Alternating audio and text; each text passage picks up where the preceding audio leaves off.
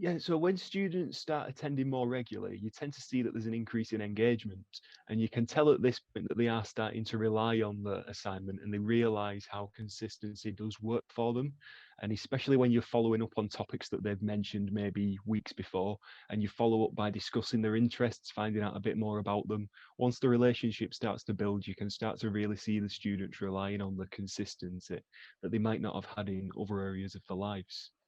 So one student who I work with is selective mute. So depending on how her day is, she'll come in and she wouldn't say anything. So it's sort of, it's just having a chat. So like, I know she's really into anime, so it'll be sort of like, oh, have you been watching the anime? And then she'll slowly start to sort of um talk and engage a little bit more, and then you can start looking at the work.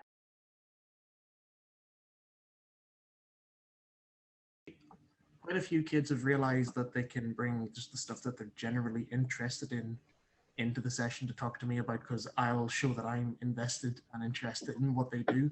And a lot of the times it's stuff I genuinely think is really cool. I had one kid that was beatboxing, for example, and started to kind of try to incorporate that and kind of musicality into the lessons in a way, because I have a bit of a background in that myself.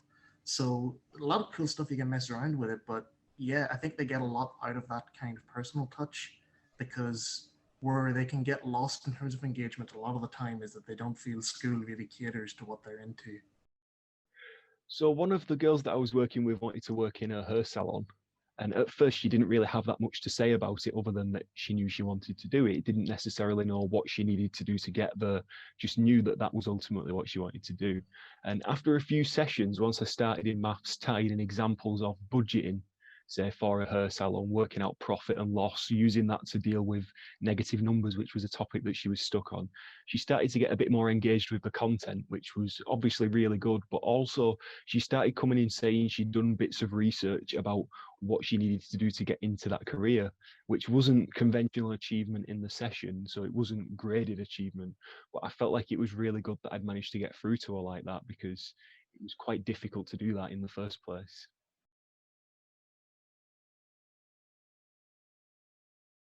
Definitely, definitely. I had last week, there's a student who I work with, and one of the things she really wants to work on is spellings. She's so keen on it, even though she finds it really challenging. She's so keen to work on that because she said, I want to be a social worker when I'm older.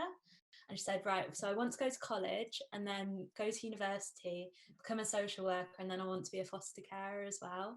So she's got such clear ideas about what she wants to do. So a lot of the students that I've had, when they come in the sessions at first, they're not necessarily bothered about talking about the academic side of things. They might not know or care what grade they're set to achieve, but most of them are very ready to talk about their aspirations. They know what they want to do when they've left school, and they're willing to sit there for however long it takes to work out what they need to do to get there. Some of them know they don't want to do something academic, but might know that they need the English and maths, the core qualifications to get there. Other students might come in and know exactly what they don't want to do, and they'll say, whatever I do, I don't want to sit and work in an office. And then you can work with that with them, because you make sure when you're doing examples in maths, say, you make sure that you use examples that aren't relating to something that they're not interested in.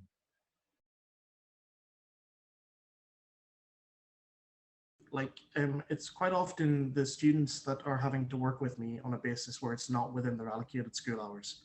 So let's say that they know they have to stay after school, or it's a student that is off site.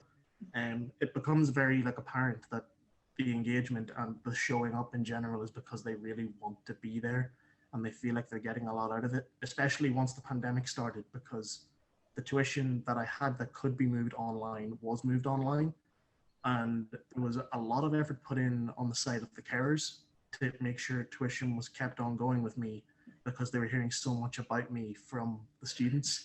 Like, I had a set of year 7 twins, for example, that we had to make sure that they had all the necessary equipment. It took weeks to get set up. We ended up getting it set up, and that carried on throughout the summer. They had school finished and everything, but we continued with the tuition because they wanted it to continue. For a lot of these students, there's so many sort of professionals and adults coming in and out of their lives. So being able to have that time to build the relationship, and when you see that develop and you see confidence grow, that's just a privilege actually, to be able to do that.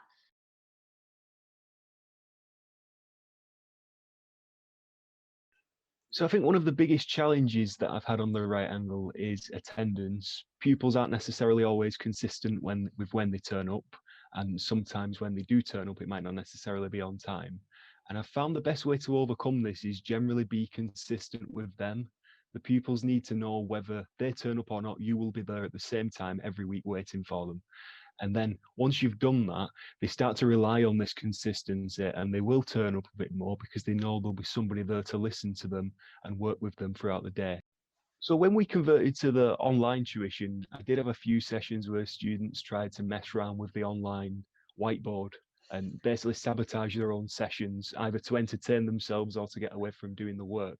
And eventually I found out that if you put things in the sessions that engage them enough, they might not want to do this. And also, if you report back to parents and carers and show them that even though you're doing it online and you may not have seen them face to face yet, they're still accountable for their actions, and you will eventually see them face to face.